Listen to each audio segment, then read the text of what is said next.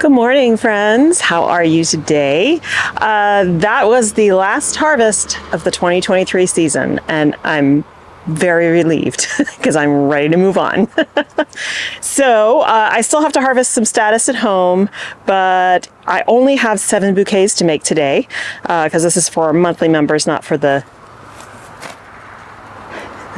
Every time the wind blows, the sound of it through the corn and then the gate closing always freaks me out. I always think there's someone right behind me.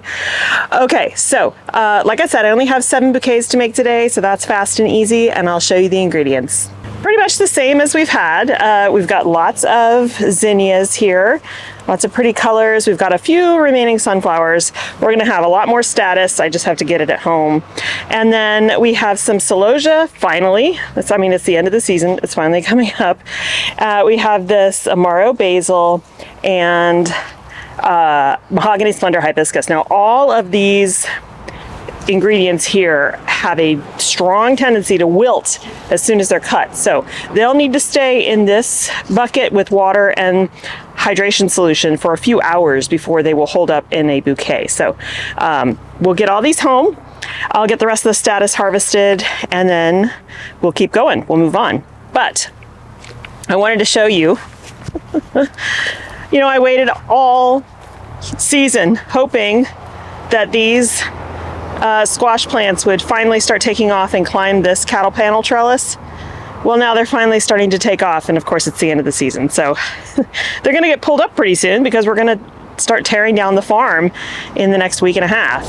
So today I need to build the new little tiny chicken coop with run that's going to go inside the big run so that I can start adapting the chicks to the main flock and vice versa. That's gonna take a couple days, and we probably won't move them in there until Friday morning.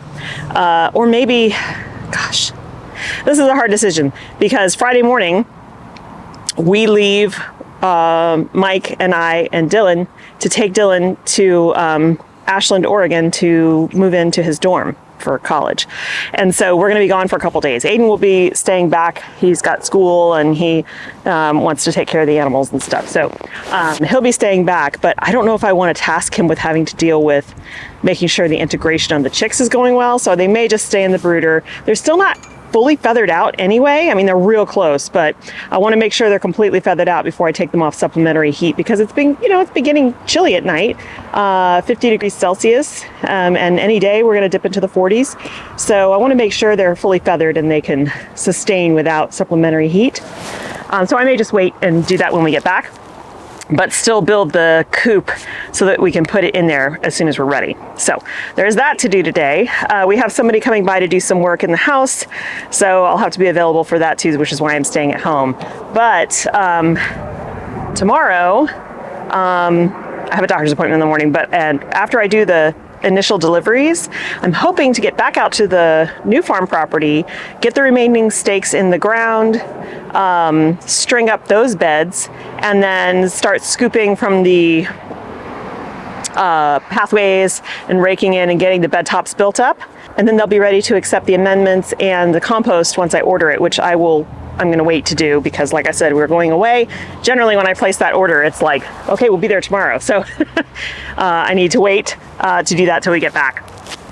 Once those bed tops get built up, I'm probably going to take the silage tarp that's here, and I'll need help because it's big and heavy. And I'm going to cover those beds because they'll be made at that point. Get them covered and waiting.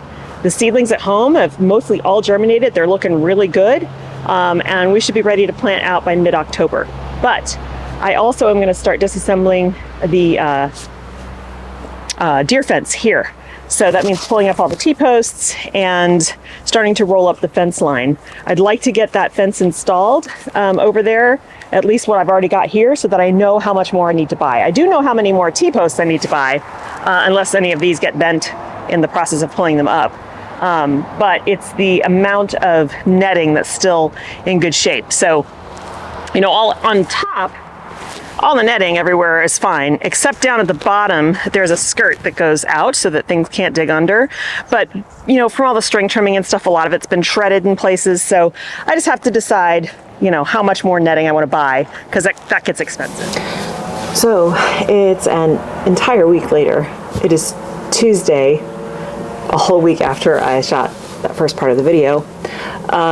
Last week was a lot. I had a migraine from Monday until, Sunday night.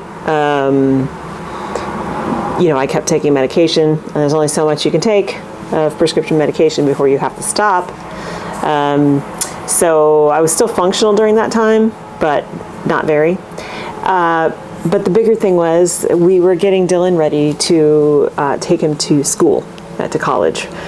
He's going to Southern Oregon University in Ashland, which is about 6.5, 7 hour drive from here. So we left on Friday morning and drove and spent Friday with him, Friday evening, and then Saturday we moved him in, spent some time with him there, took him to dinner, and then Sunday morning took him to breakfast, and then we left and didn't get home till Sunday evening. And it was highly emotional. It's crazy. You get so excited for them. You're excited for their future and like all the new adventures they're going to have, but it is like a giant hole in my heart. And it was hard. We got home, I was sad while we were there, but then we got home and I saw his room and it was empty of him, and it just, it was really rough.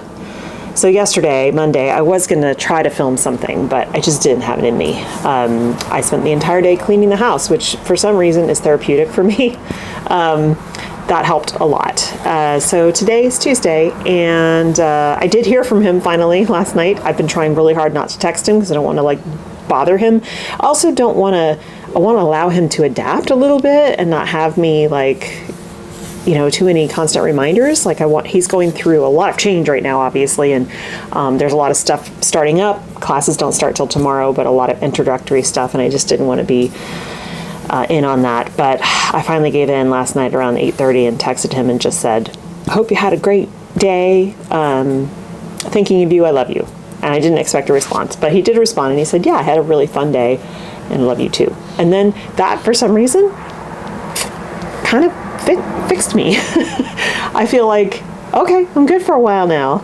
It was strange because we hadn't, we last talked to him Sunday morning, and then, nothing. And I think I'm so used to talking to him all day long. So it was just weird. Anyway, I have so much to do that I'm feeling overwhelmed, anxious and overwhelmed, and also a little bit stuck because there is so much to do. And so it's almost like I'm paralyzed by the amount of things I have to do.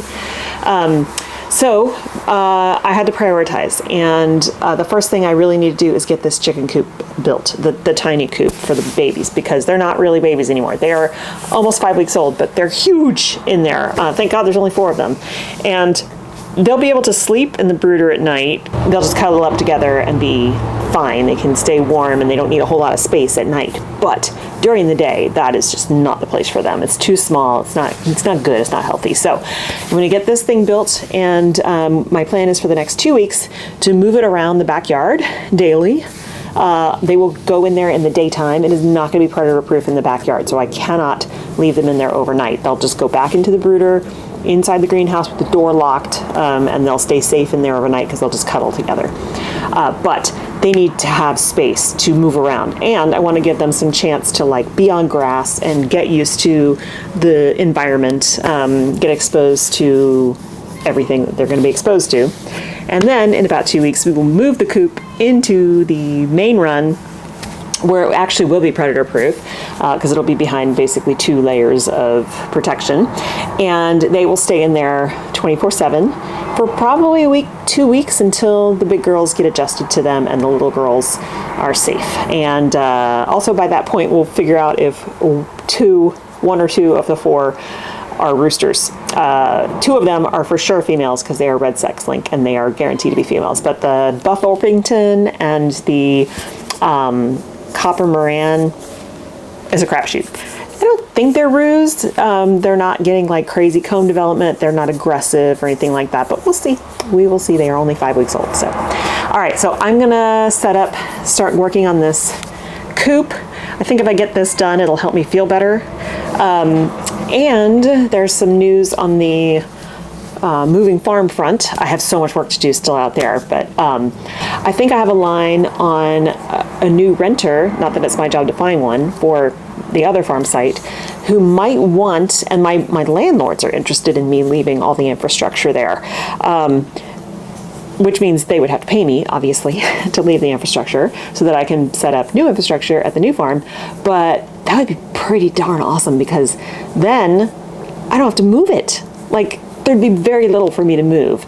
And I can just buy all new stuff, have it delivered directly to the site, the new site. It would just make things a whole lot easier. So I have some administrative work behind the scenes to do on that, to come up with a price list. And then I have to really hope that they want all the infrastructure to stay, because that would make my life way easier.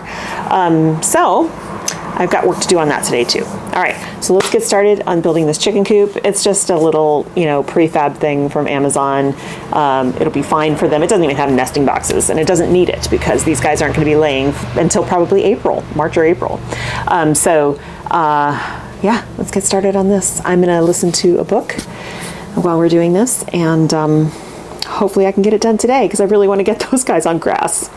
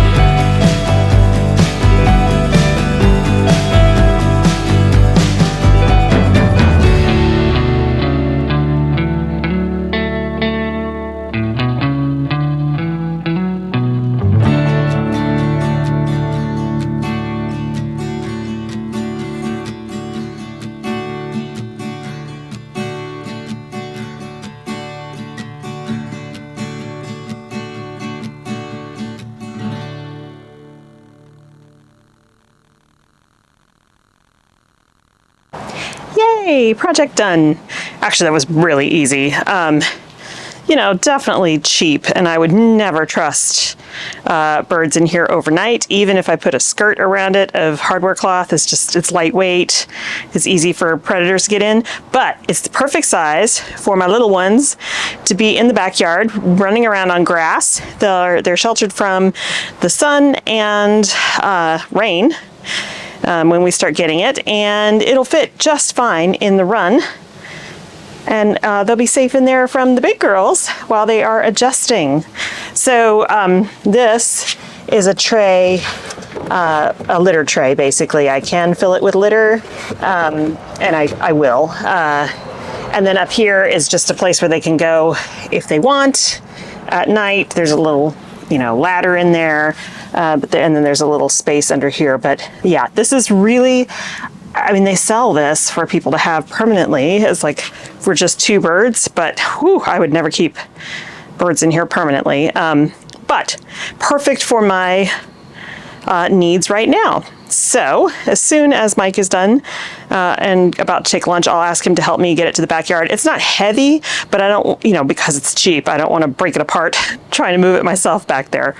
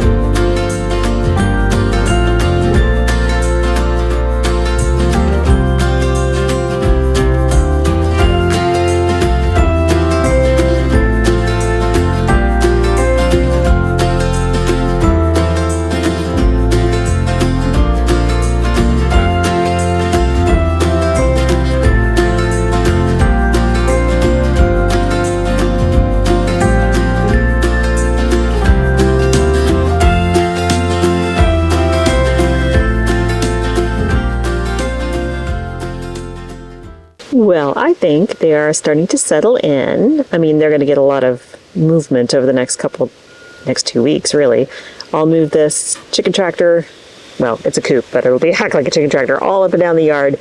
They'll have fresh grass, and this is their first time here on grass, even though most of this grass is dead.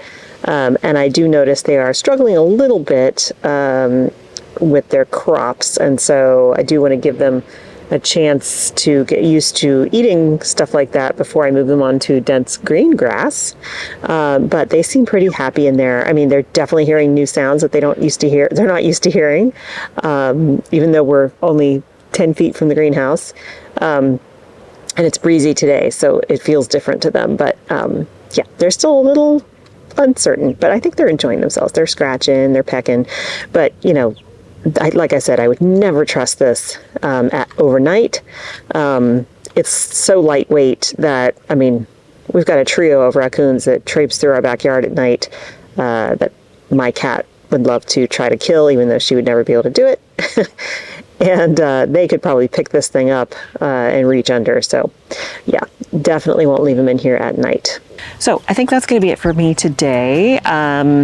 We'll come back tomorrow, get some stuff done out at the new farm property, hoping to get the rest of the stakes in the ground, get that all gridded off with the string, and scoop out the pathways, build up the bed tops. There's probably some weeds growing out there now because we tilled it and it's been 2 weeks. So I'll have to deal with that. But the bigger thing that I really need to focus on is actually buying the shed and setting it up out there, because I have tons of stuff from the house garage that needs to go out there, as well as things from the old farm site that I would like to put out there. So I need to go ahead and make that purchase and start building it, but I've got to level the area where I want to put that shed first. So that's kind of my focus next. All right. Thanks so much for hanging out with me today and last week. Thanks for bearing with me while I'm dealing with the emotional nature of sending a firstborn off to college. Yeah, that's been a week. Thanks again for hanging out with me. I hope you have a wonderful time in your garden, and I'll see you in the next one. Bye.